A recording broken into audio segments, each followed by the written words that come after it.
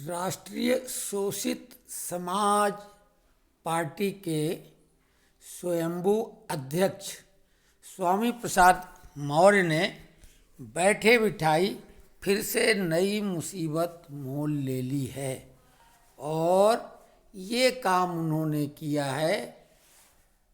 राष्ट्रीय शोषित समाज पार्टी के राष्ट्रीय अध्यक्ष स्वामी प्रसाद मौर्य पर सोनभद्र जिले के माची पुलिस स्टेशन में केस दर्ज किया गया है।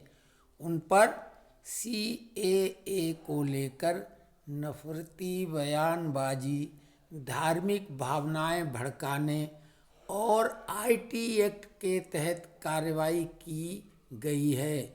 उन्होंने अपनी पोस्ट में आदिवासियों, घुमंतू जनजातियों, ग्राम समाज की जमीन पर बसे दलितों, पिछड़ों, गरीबों, वंचितों, अल्पसंख्यकों को नागरिकता से वंचित करने की बात कही है। उनका ट्वीट भी देख लें एक्स पर। नागरिकता संशोधन विधेयक CAA का कानून लागू करना केंद्र सरकार का जन विरोधी निर्णय है, जो आदिवासी, दलित, पिछड़ा, गरीब, अल्पसंख्यक विरोधी भी है। सैकड़ों वर्षों से जंगलों में रहने वाले आदिवासियों तथा घुमंतू जनजातियों, ग्राम समाज की जमीन पर बसे दलितों, पिछड़ों, गरीबों, वंचितों, अल्पसंख्यकों के पास आज भी राजस्व अभिलेख उपलब्ध नहीं है। इस कानून के माध्यम से ऐसे करोड़ों लोगों को प्रताड़ित करने व कब्जे से बेदखल कर नागरिकता से वंचित करने का घिनौना साजिश है। इस जन विरोधी कानून की मैं घोर निंदा करता हूँ। ये स्वामी प्रसाद मौर्य अपने को ज़्यादा अक्लमंद और जनता को बेवकूफ़ समझता है। अब इसमें कुछ लोग होंगे भी बेवकूफ़ जो इसकी ऐसी बातों के बावजूद इसको कुछ लोग तो वोट देते हैं। हालांकि अब वो वोट जीतने की स्थिति में नहीं है। सपा स्वाभाविक है उत्तर प्रदेश की दूसरे नंबर की पार्टी है। भाजपा के बाद सपा का ही नंबर है।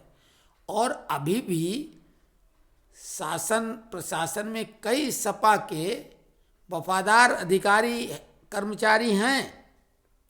उस पार्टी के राष्ट्रीय महासचिव बने बैठे थे और इतना इसको मतलब घमंड था कि किस तरह के ये बयानबाजी करता था। हिंदू धर्म के प्रति बयानबाजी करके ये मानता था कि ये बड़ा नेता बन रहा है, मीडिया में चर्चा बटोर रहा है।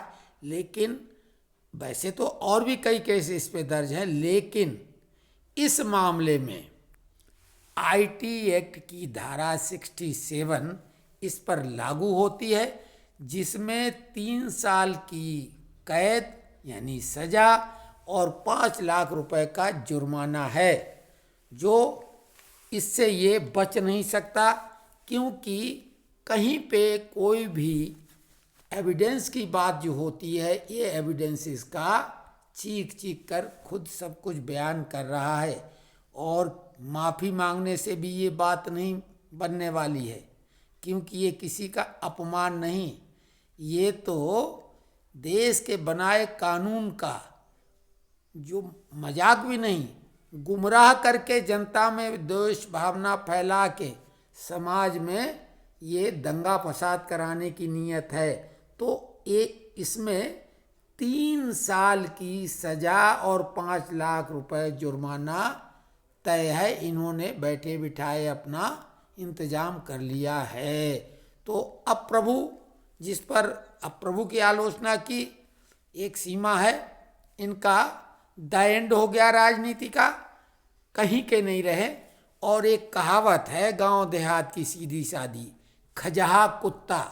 तो ये महासचिव जैसे पद को ठुकरा के अपनी पार्टी RSSP बना ली और दिमाग में भी हुआ कि आरएसएस का भी फायदा उठा लेंगे, क्योंकि इस अकल के लेवल के लोग यही सोचते हैं।